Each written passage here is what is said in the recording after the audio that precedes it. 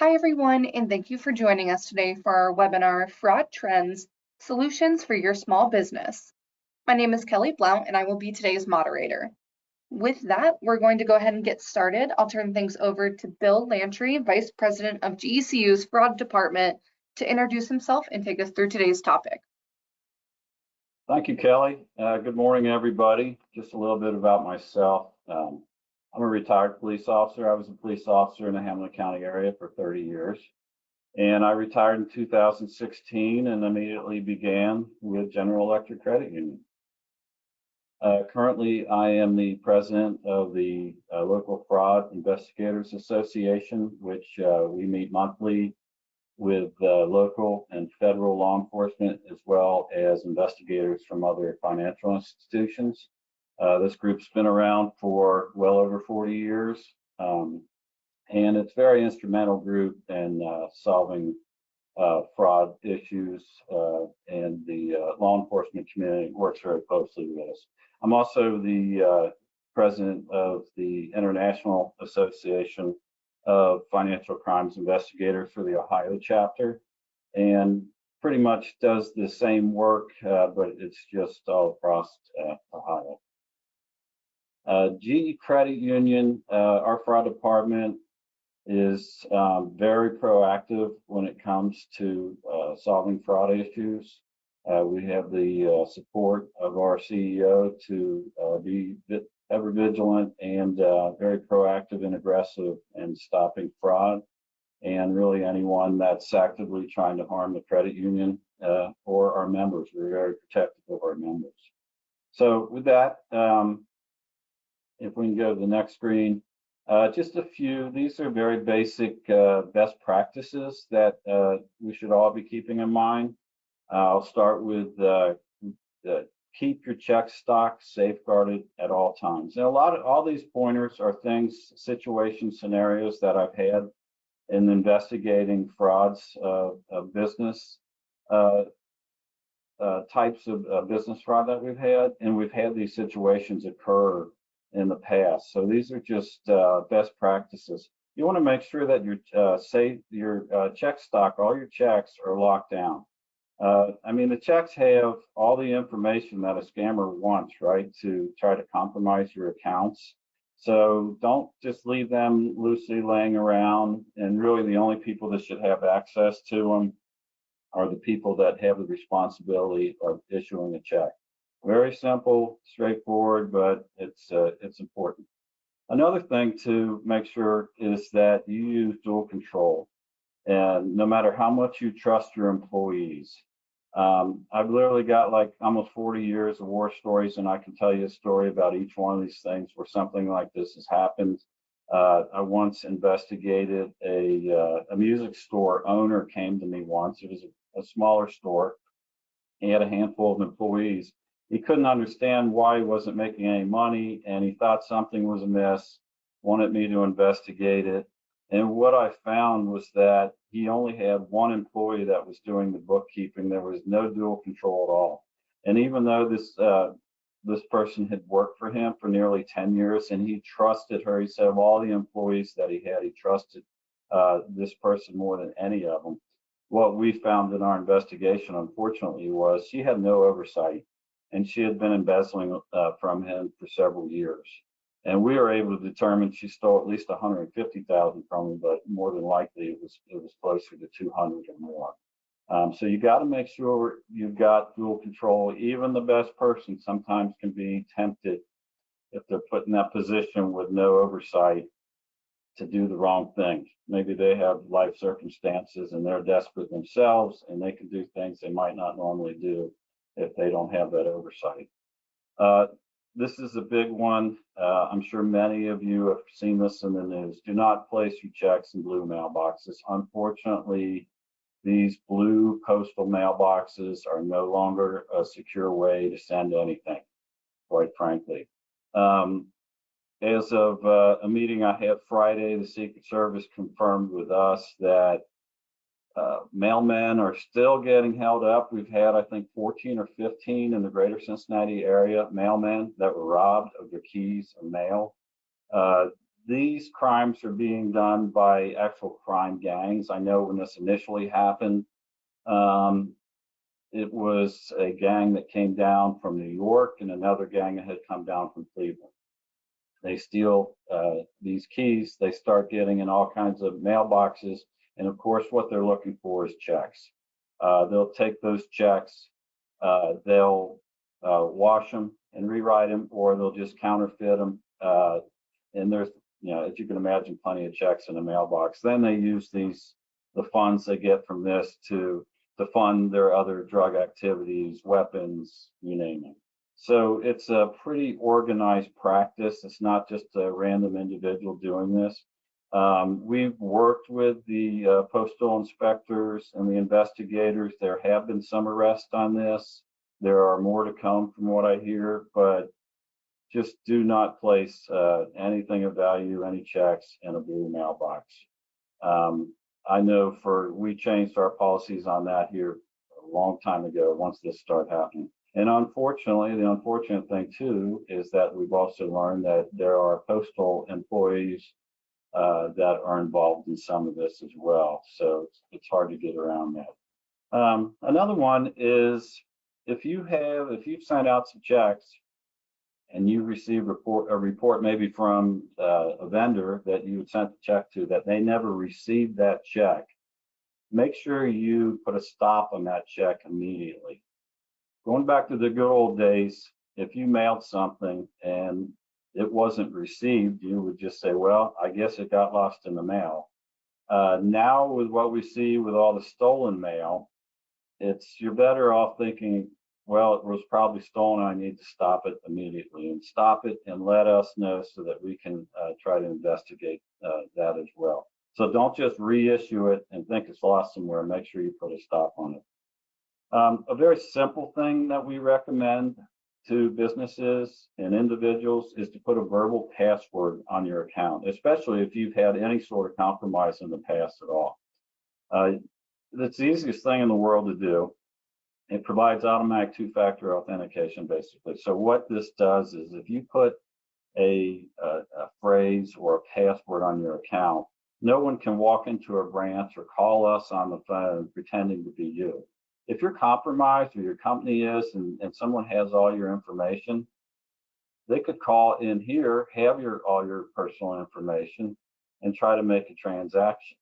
So you want to make sure that you put a password on your accounts just to give that extra layer of protection.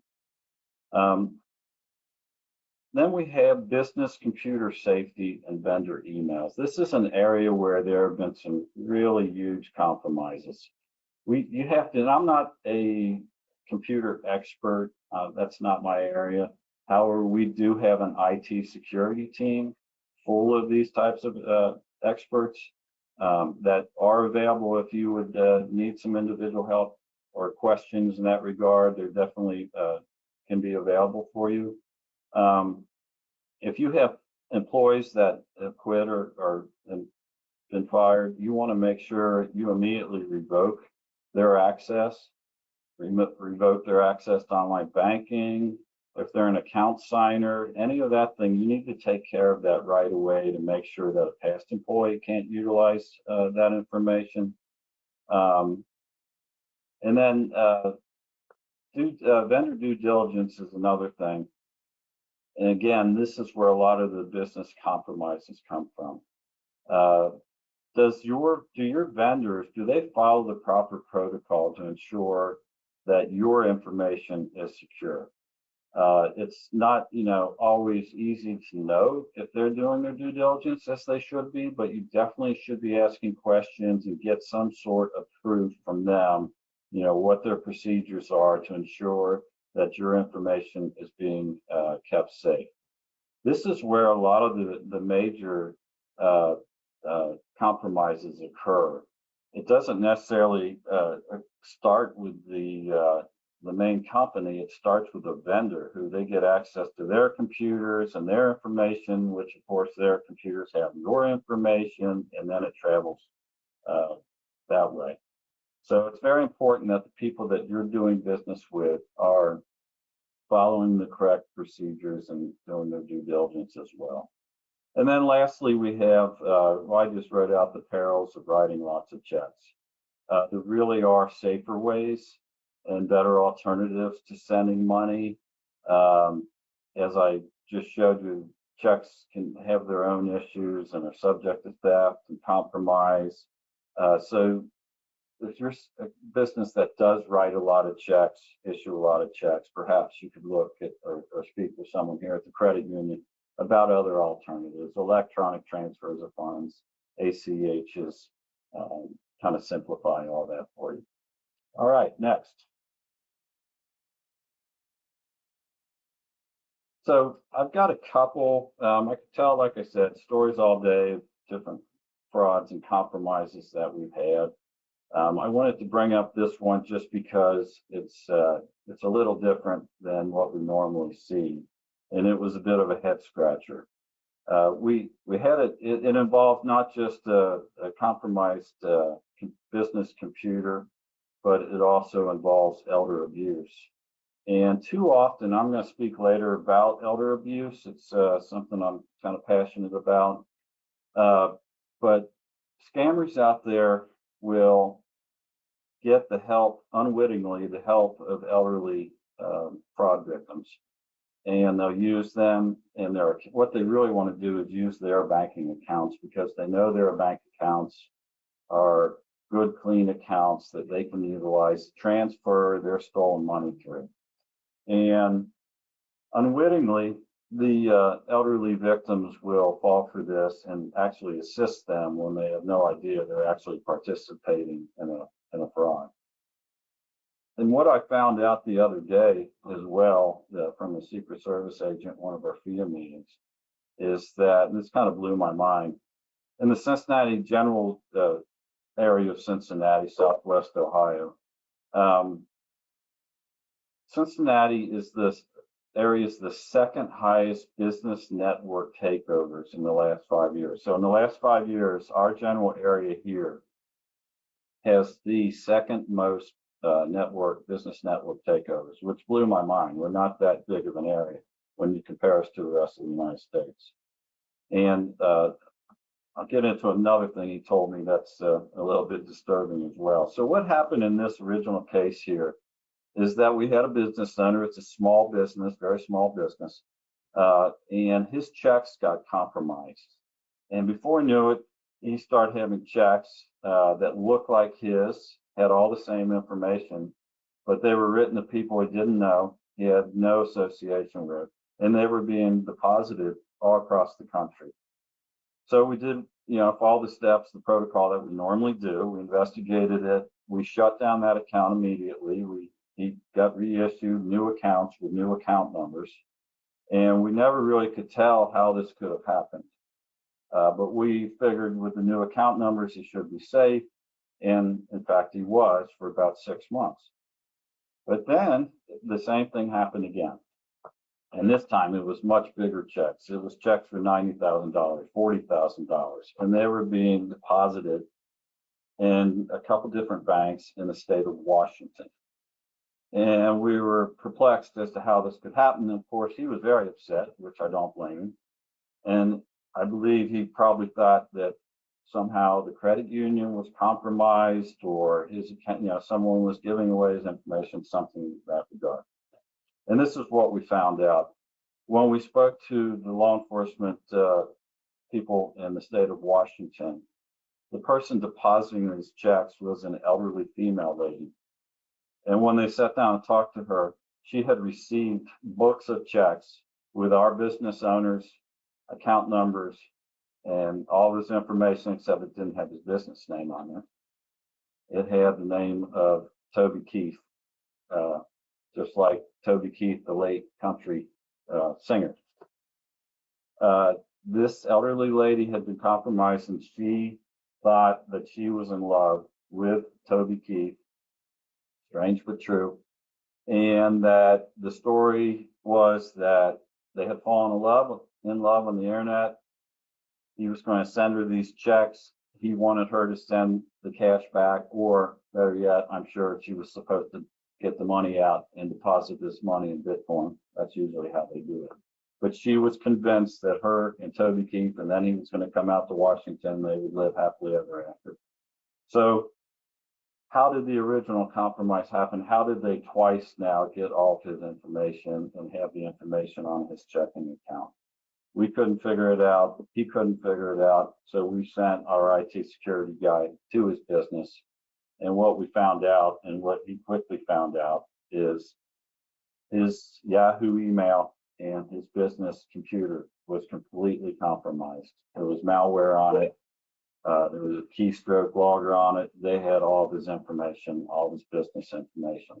He had copies of checks on there. He had everything. So that is how he got compromised. And basically the lesson learned there is probably at some point down the line, he clicked on something, or one of his employees clicked on something that shouldn't have been clicked on. And so they were able to gather all that information, and that was the result, and that was responsible for both of those compromises on his accounts.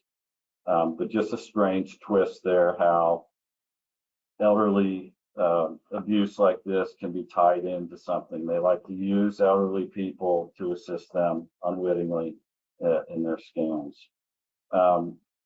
Real quick, the other thing that the Secret Service agent informed us of is the new trend. I don't have a slide on this, but the new trend on ransomware itself. We all know, familiar with ransomware, they infiltrate your computers, the business computers. They lock everything up and then they demand a ransom. Well, that has now evolved because I think as time has gone on, less and less companies are cooperating with that ransom demand, and they're not paying the ransom. So now what we've been told they're doing is they go about the same way. They infiltrate your computer. Usually someone clicks on an attachment or something they shouldn't. Infiltrate your computers, and they capture all your network's information without you knowing they're on there.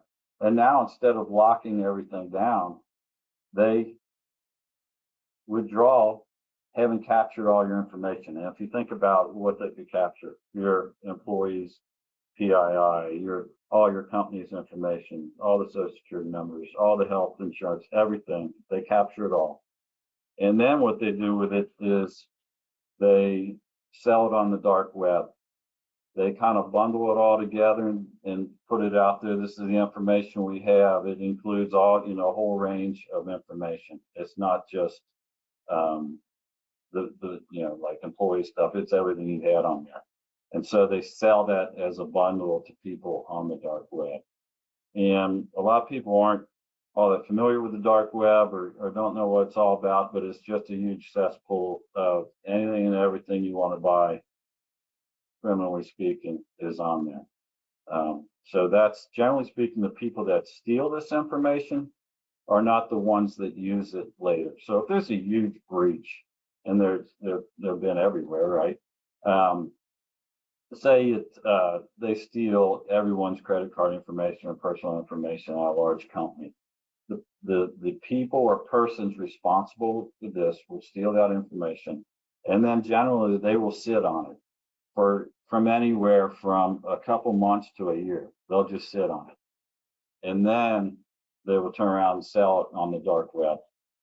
And that's how they make their money, from how they sell it on the dark web. The people that purchase it on the dark web then are the ones that go ahead and utilize that information and create debit cards and checks and everything else. So that's how that all works. All right, next, please. All right, the second one is basically a company that it was a pretty good sized company, but it's a typical example of the bookwork or the bookkeeping didn't really keep up with the growth of the company, and it didn't really evolve as it should have. And they had basically one person that was responsible for all the issuing checks and all the bookkeeping. And this company grew and grew and grew, and it just outgrew their processes.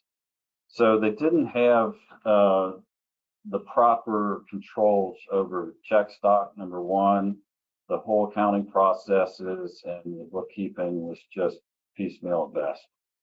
And what they were doing was that, number one, they were writing a lot of checks, and all those checks went into a blue mailbox down the street from them, just out of convenience, because time was of the essence. This one lone person that was responsible for all this was in way over their head. They had way too much to do. And so what happened, as you imagine, checks were stolen. We actually made a case on a couple people that were passing some of these checks. The ink had been washed off them. They had been rewritten. We were able to identify 2 people, have them arrested. So all that went fine.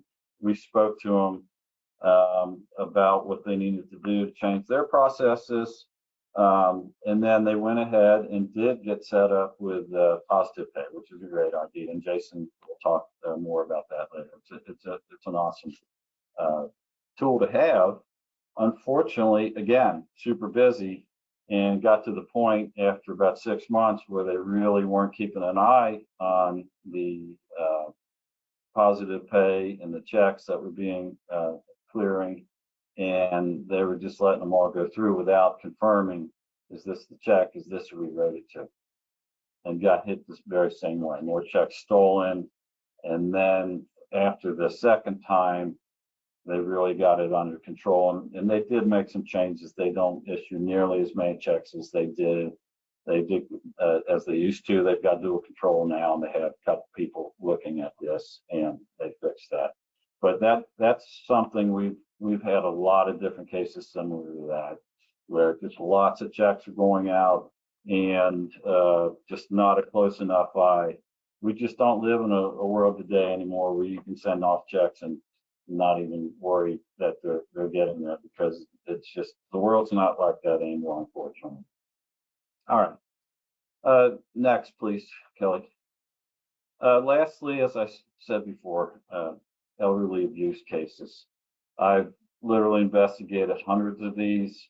It's a real crisis in our country with it, and that I'm not overstating it one bit. There's so much more of it than we even know for a lot of different reasons. People are not very willing, elderly populations are not very willing to even admit when these things happen to them for a variety of reasons I'll talk about a little later, but it's in the billions and billions of dollars right now.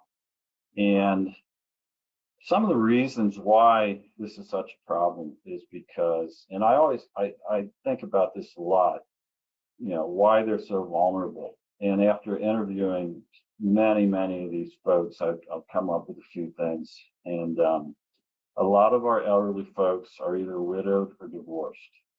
And that next word there is lonely, and that's what makes them so susceptible.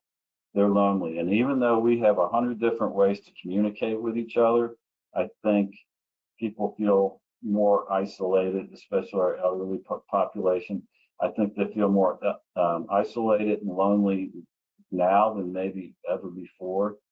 A lot of these folks are very naive about the ways of the internet. They don't understand that the person they're communicating with on the other side of that internet connection is not who they say they are. They weren't raised that way, right? We're talking about a population of people back when they were younger. If the way before cell phones, if the family phone rang, they all jumped up and ran to answer it, right? Well, we know that's not how we operate anymore. I don't answer any phone calls anymore unless they're in my contacts. If they're not, they can leave a message. I'll figure it out later, right?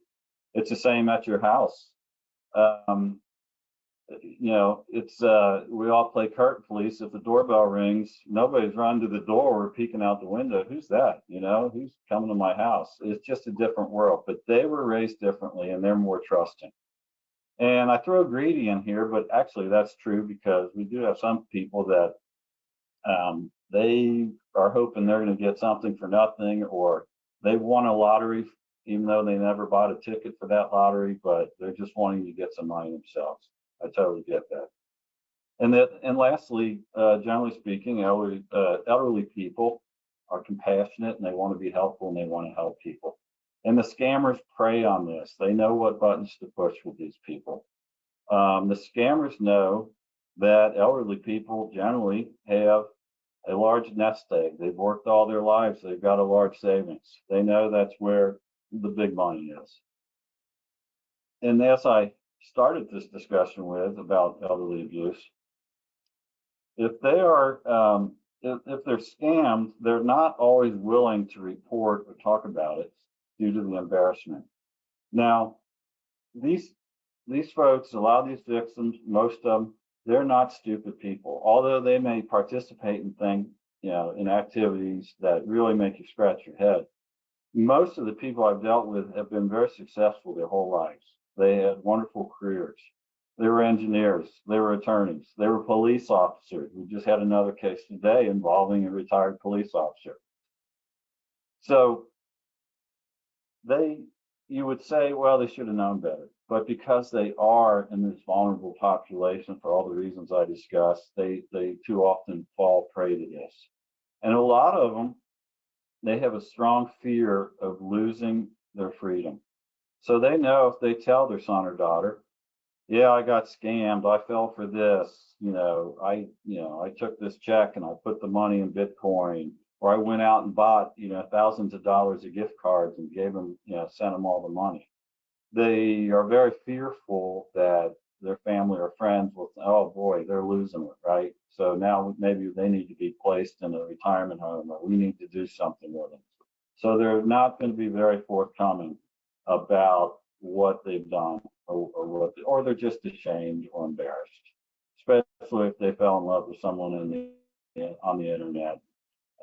They could be very ashamed or embarrassed by that.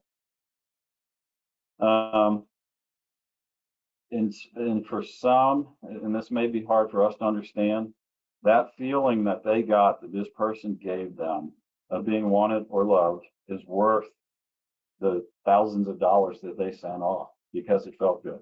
I've got a case right now where a lady, unfortunately, has sent well over $100,000 and did not have that kind of money to be sending, quite honestly. It's pretty much all she had.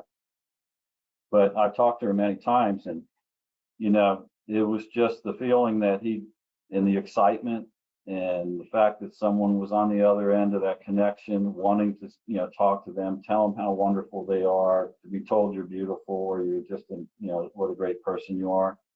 It was pretty much worth the amount of money that she sent off, unfortunately.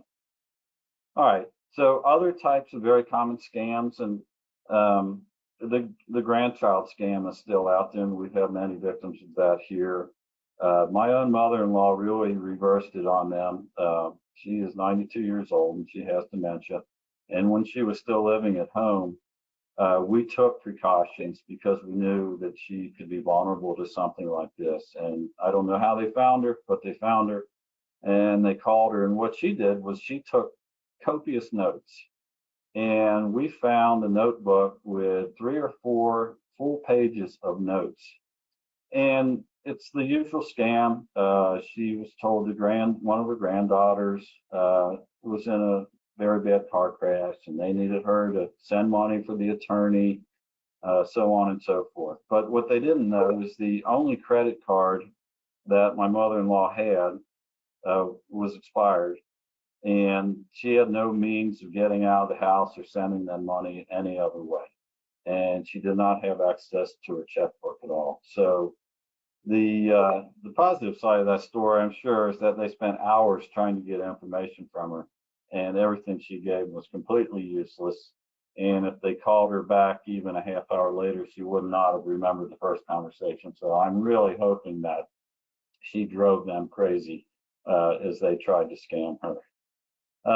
The other one, probably the most popular one, is the romance scam. In the one particular instance I just spoke of, this lady had been divorced for about 5 years. She's in her 70s, and people convinced her maybe to date. And she got on, I think it was like a Facebook dating site. And of course, the very first person she contacts her, it's all a big scam. And she just went down the rabbit hole with this guy, and it lasted 2 or 3 years. And lots of money was sent. And I mean, I've had this, probably this is the 5th time I've had this. It sounds completely insane, but it's a real thing. The scammer is telling these people that he is stuck on an oil rig out in the ocean somewhere, and that he can't get off, and that's why he needs these funds. It sounds nuts, but I've had several people fall for this. Another one, I had a close friend whose father was convinced he won the lottery, and they strung him on for some time. I know he sent them at least $150,000. Again, not a stupid individual. This guy was a very successful man throughout his life and a wonderful person. He got hook, line, and sinker into this and just wouldn't give it up. And they would send him, he'd go to the bank, they'd have a whole script for him to tell the people at the bank it was not the credit union. Our frontline people are very well trained on what to look for in these types of deals with our elderly members. But this went on and on, didn't tell his family, very secretive, but kept sending them money for fees, taxes, and everything else because he thought he'd won like $34 million. Very sad case. And then the last one I want to mention is the technical support. And this is also one, this is maybe the most popular one we see right now. And that is, and again, I said people, elderly folks are not that well acquainted with the ways of the internet. So they're on their desktop at home doing whatever on the internet, and they get that blue, what I call the blue screen of death. It says this is Microsoft or this is Norton, virus security, whoever. Call this number immediately. Your computer's been infected. Well, most folks, you and I probably know, just turn the computer off, turn it back on, whatever, and it all goes away. They actually call the number and then they get strung on, and it goes on forever to where they're sending money to pay to have their computer saved. And it just gets more and more complicated from there to the point where they're so confused by it all, they end up giving them all their account information, their online banking, login credentials, everything. And like I said, this is a very, very common scam that we see. All right, I think that about wraps it up for me. Yes, thank you, Bill, for taking us through the fraud stories and best practices to keep in mind for business owners. We'll now turn it over to Jason Jones, GECU's Manager of Treasury Management and Business Services, to introduce himself and share a little bit more about positive pay, which Bill mentioned earlier. All righty. Good afternoon, everyone. My name is Jason Jones, and I have the privilege of leading our Treasury Management and Business Services teams here at GECU. So I'm definitely excited today to talk about such a critical topic of fraud prevention and business banking. I've been working in the industry for about 15 years with experience in consumer, business, banking, deposits, lending, treasury management, and community development there. So throughout my career, I've seen firsthand how important it is for businesses to stay ahead of fraud and protect their financial health. And so when you look at today's fast-moving digital environment, fraudsters are becoming more sophisticated. And it's not just large corporations that are vulnerable. Small and medium-sized businesses are increasingly targeted, as Bill has stated.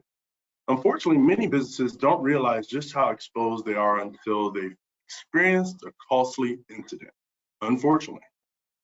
During the session, my portion will focus more on the key fraud prevention tools that we offer and other financial institutions do offer as well, which can help safeguard your business by providing more control over your transactions and reducing your exposure to fraud. Alongside the previously shared insights from Bill, my colleague, we aim to equip you with the knowledge and tools to take a proactive approach to fraud prevention. So let's dive on in. Next slide.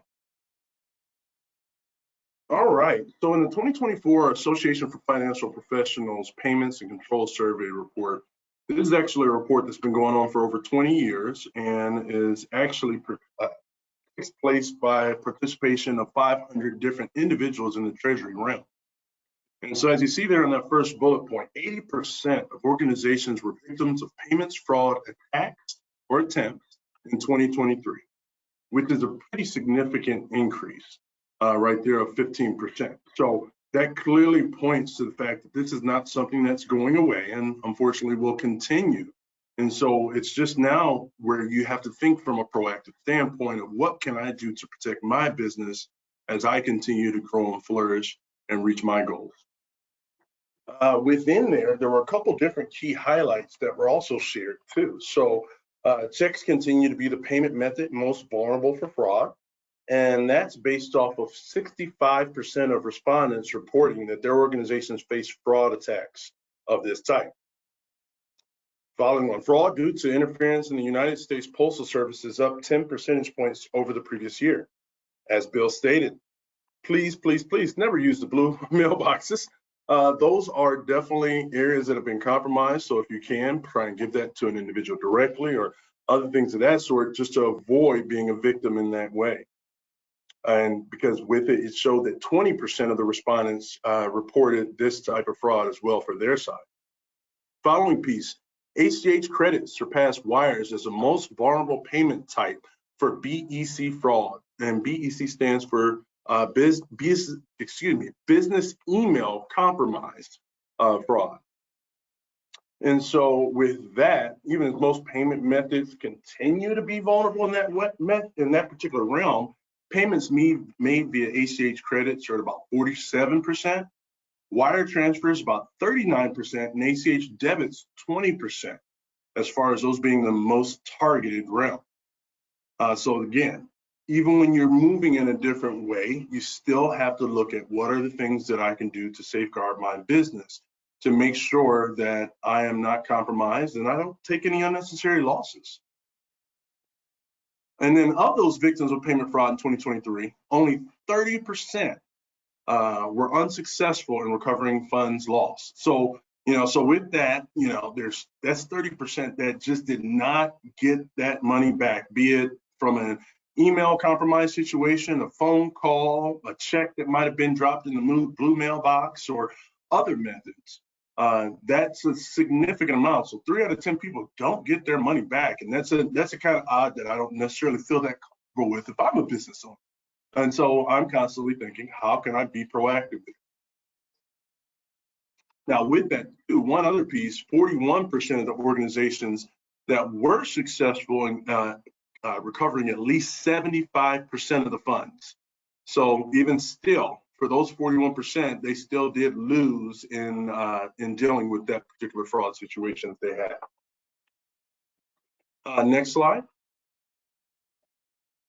So now I want to go into a little bit more on positive pay. What is it? How does it work? What's the benefit? All of that kind of stuff, so that we can get a better grasp of how this would work within our own organizations, as well as with our financial institution. So with check positive pay, this is a particular realm where it's just associated with the check side itself, but the term positive pay refers to an automated cash management service used by financial institutions to deter fraud, right? So with this one, this is specifically focused on that check fraud realm, where credit unions, banks use this particular service to be able to prevent that check fraud from occurring for their different members or clients that they particularly work with. And so with this, when checks are considered to be suspicious, they're actually sent back to the organization, the entity, the issuer, so you, the business owner, for you to review and see, is this correct or not? And so because of that, it acts as a form of insurance against that fraud, just to make sure that you are in a much stronger position to control what's truly coming in and out of your account. And so with that, it has a lot of benefits, obviously, stated some of them already, but it reduces the risk of check fraud, provides more control over your account activity, which is crucial, saves time and money by proactively mitigating losses, because, to be honest, if you're an individual that is associated with a fraud situation, it's not something that just happens overnight and gets your money, your money's back in your account the next business day. Fortunately, that's not how it always works out. And so because of that, there's time that's associated with that loss, as well as the additional financial component. from the actual money that's lost in those types of situations. But then the other benefit of it is that it increases your confidence in your business's operations. So by having this control, you do feel more confident as a business owner in making sure that the proper people are getting paid the proper amounts, because this also applies to error areas as well. So, you know, a particular vendor, maybe they're supposed to pull $1,000 out of your account, but they pull $10,000 out with that check because of some other weird reason that they chose, right? With this particular piece, if that check comes through for 10,000 instead of 1,000, you can just reject the transaction. And that way it gives you a lot more confidence that you're not going to be in that position of dealing with mitigating losses and time and all those other factors that you're not looking to do as a business owner. So let's go to the next slide. We'll talk a little bit more about how this works. So with it, this slide here just shows a little image of how that actually flows. So with it, as a company or the business owner, or if you're the controller, whoever is actually managing that aspect for your company, you would actually then be able to assign that check data in an Excel spreadsheet, a CSV file, something of that sort, to be able to then upload that into your online banking portal. If you don't want to use a CSV or Excel spreadsheet, you can also put in the individual check information too. So when those new checks actually come in, and number 3, as you see, we're going to verify it against that data. So if the owner of ABC Enterprises submitted their information and they said they have a check that's going out to pay for cleaning services for $500, right? If that's a $500 check, but the person's frustrated, they want to add that zero and make it 5,000. Try and get it through that way. We're going to see that. We're automatically going to realize under number 4, that's a bad check and should be sorted out. And then number 5, that we need to notify the company. So once you get that notification, usually at most institutions, it's sometime first early in the morning where you then have a deadline to actually make your decision on approving or rejecting that check. For us here at GECU, you'll get that email around 7 a.m. For any pending transactions that are slated to post through your account. And then you would just need to decide by 11 a.m. if those are supposed to go through or not, if they popped up as a suspicious transaction. If it matches what you've already submitted, it goes through just like it's supposed to, no worries, and you can continue on with your day.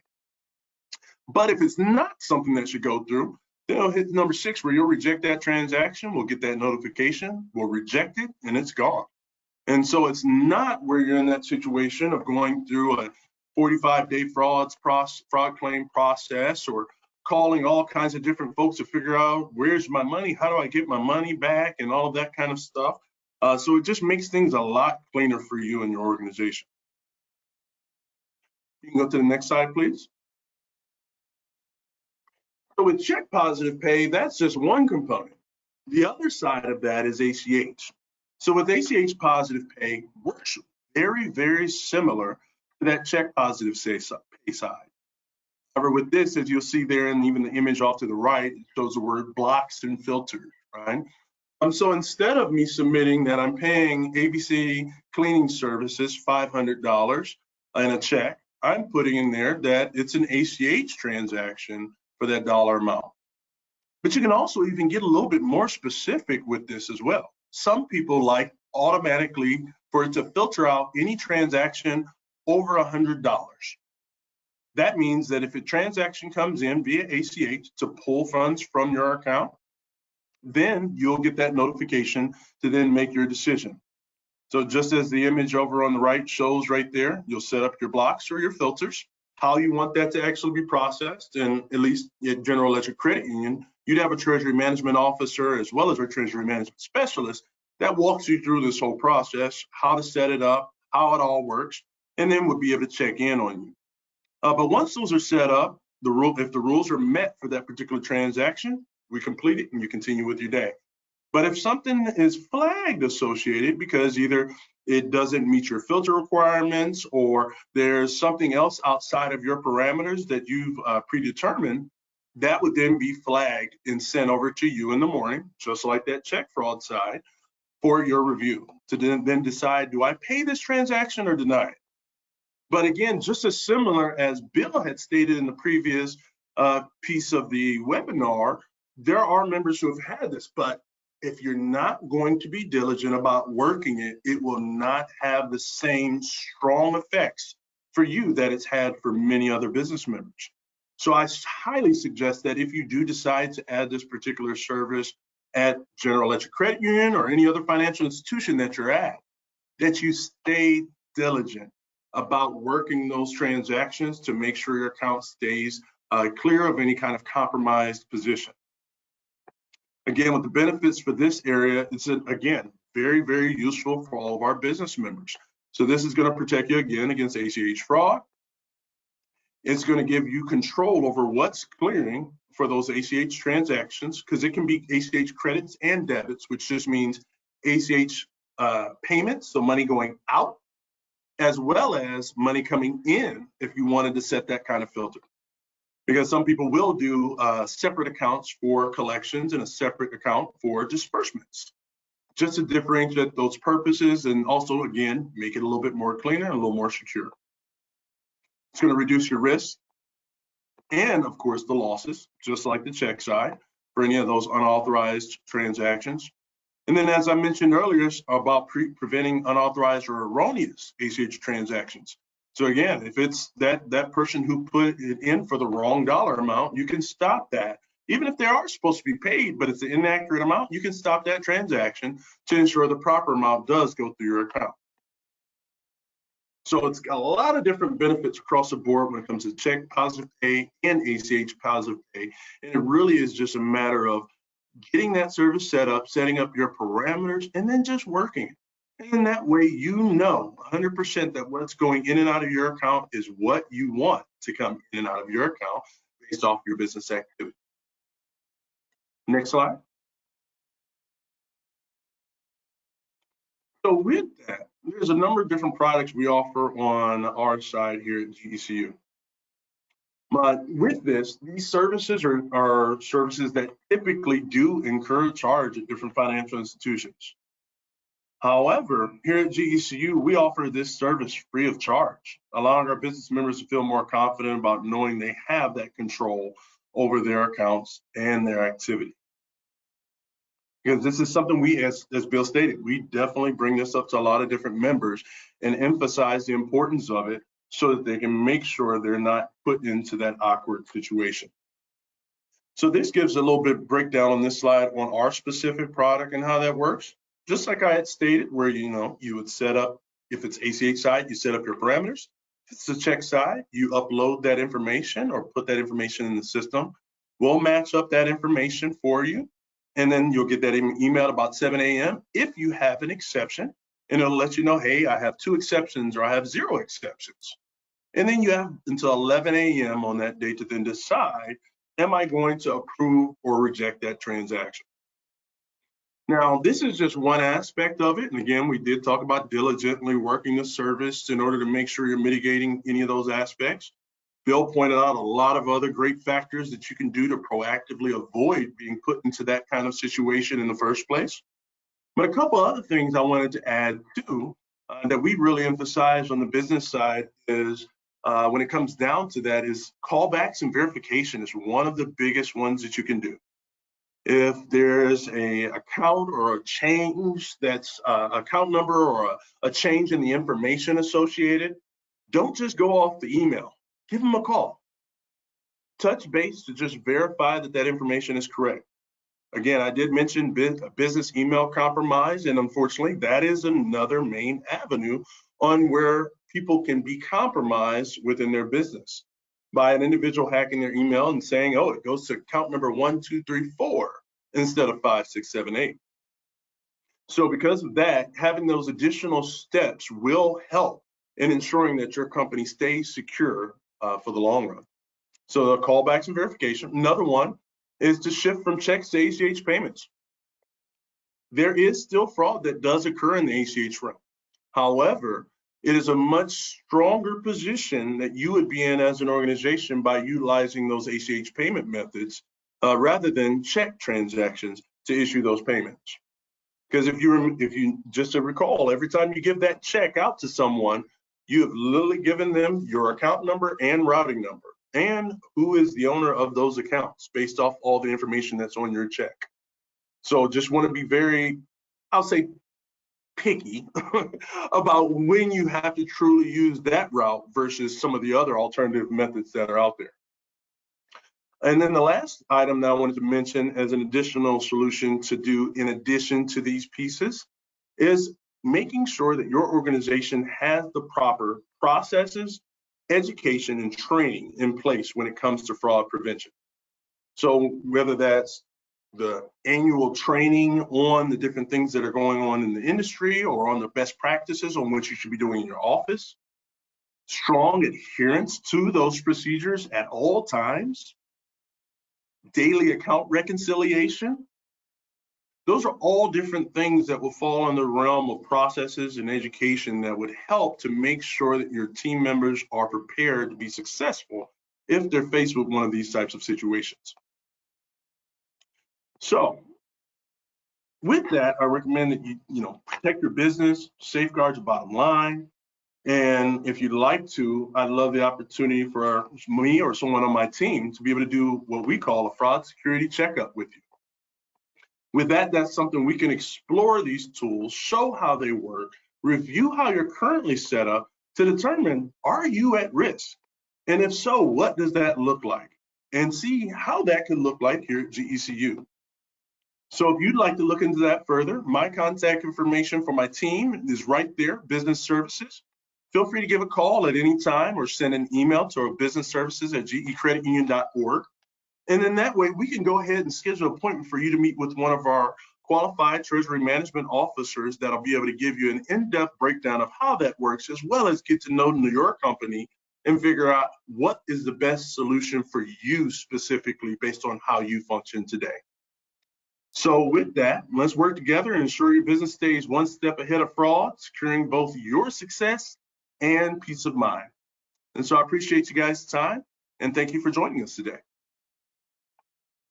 Great. Thank you, Jason, for sharing a bit more about positive pay and how that works for everyone joining us this afternoon. We'll go ahead and open it up for the Q&A session in the time we have remaining.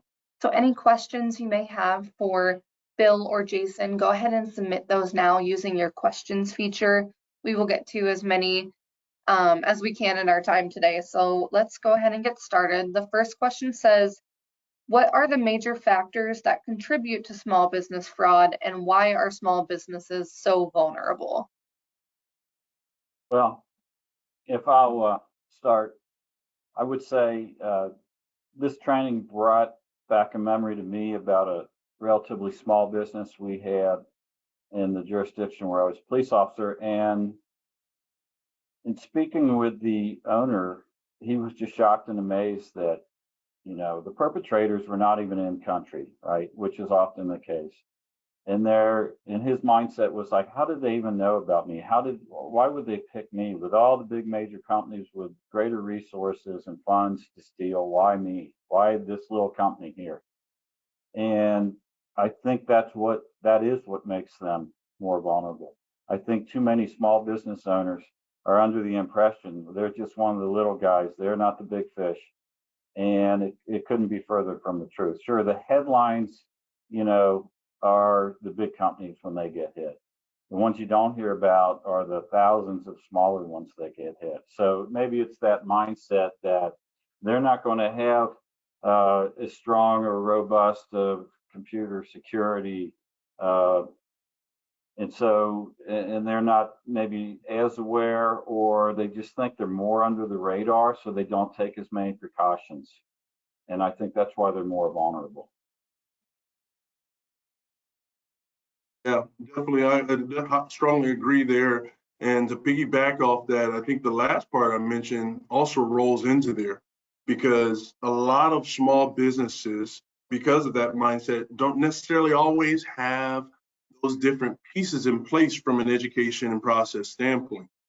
And so if we don't have those best practices already in place, or at least a parameter of what that should look like, we're really putting ourselves in a position that we could potentially be that next business that could be compromised.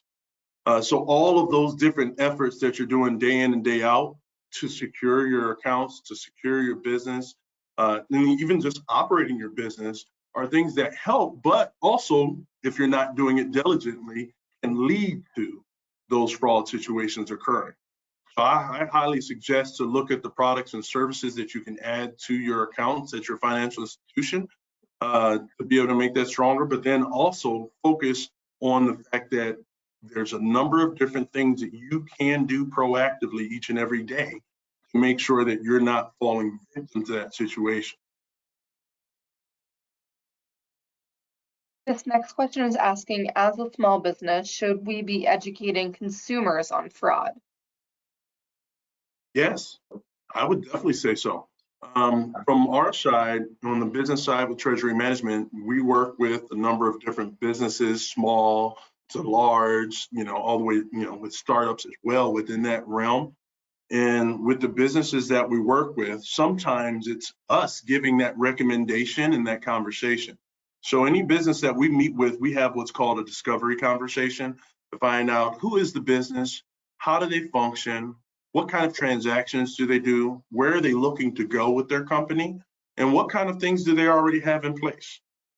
Within there, we'll then give different recommendations on how that could look or what they might need to implement and to make sure that they are actually secure. So that'll range from the services to all of the different proactive pieces that we mentioned throughout this webinar in order to try and make sure that you're in a more secure position. So I strongly recommend to look at what do you currently have set up and how does that work for you and with your accounts. If it's something where you can move to digital payments or anything of that sort, that's another very big realm that will help in trying to mitigate any potential fraud for you and your company. Yeah, as I stated earlier too, whether it's a vendor or a customer, if you're communicating or exchanging funds electronically or any other means, you want to make sure that they on their end are doing their due diligence as well, because a compromise on their end could end up being a compromise on your end. Very important. And then it looks like this will be our last question. It's asking what information is needed to submit a list of issued checks for positive pay, and what happens if I accidentally deny a legitimate check? Oh, good question. So when it comes to positive pay, there's a couple different things that need to be entered into there. So if it's check positive pay, and you're issuing that information out for a particular vendor that you're working with, you're going to be able to put in all the info that you put into that check. So we'll want to know if you have that check number, the payee associated, the dollar amount associated, all those other kind of details, because then those are the things that we'll use to try and cross-reference and see, is this the correct check or not? From uploading that information, as I mentioned earlier, you can do that in a CSV file format or in an Excel file format if you wanted to upload it to spreadsheet. So for instance, if you're doing direct deposit for your employees, most individuals who do that via ACH will actually use a spreadsheet associated with it, but then you can upload that same spreadsheet into our positive pay system to indicate who's getting paid what associated with the transaction, so that way we can confirm it. If it's on the ACH side, what you're setting up there is more so that block and filter piece. So are there any transactions I'm trying to filter out or block on my account, right? Is it over a particular dollar amount? Is it within a particular range?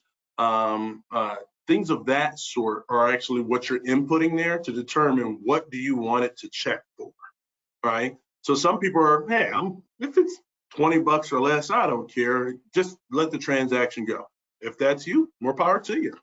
But if you were a person who wanted it to go off for anything over a penny, you could do that too. And so it's just then a matter of, as Bill stated earlier in the example he shared, going in there each day then to work it just to make sure that all things process accordingly. But it's really, as far as what you're inputting in, on the check side, it's the basic check info. On the ACH side, it's what are we actually wanting to filter out. We actually have one. Go ahead. Just because there's humans putting their hands on this, that there can be a mistake made. And if you actually deny a check that was actually a good check, some sort of confusion in that. You know, our team in general and Jason's team will work with you to make sure that payment gets through either another way or a new check. It can all be remedied. Yes, yeah, correct. Sorry about that. Yes, that is definitely something that could easily be remedied on our end. Our teams do all communicate with each other where those situations have occurred in the past. We can jump in to be able to assist to make sure the proper thing is taken care of, whether it's one that should be getting rejected or whether it's one that should not be getting rejected, because both sides have happened where someone's accidentally approved something that shouldn't be, and also where someone's accidentally declined something that shouldn't be declined. So there are options on the back end, so you will not be stuck in that position based off what you click. And we actually had one more question that came in. So I want to try to get this in. It's asking if businesses are using a third party to send out checks for bill payments, does that stop us from using positive pay? It wouldn't stop you from using positive pay, but that information associated with those checks would still be pertinent to be input on our end. So with that, if it's a third party that's issuing those checks, it's still going to have a payee. It's still going to have a dollar amount, date, check number, things of that sort that you're going to see on that check. So as long as you have that information, you can be able to upload it so that it sees it and clears it automatically. Or if you choose to, there's some members that don't want to put any parameters in and they just want to approve and reject everything. You can do that too. So it's really just up to you on what you would prefer. But yes, if you work with a third party, you definitely can still utilize the service in its full functionality.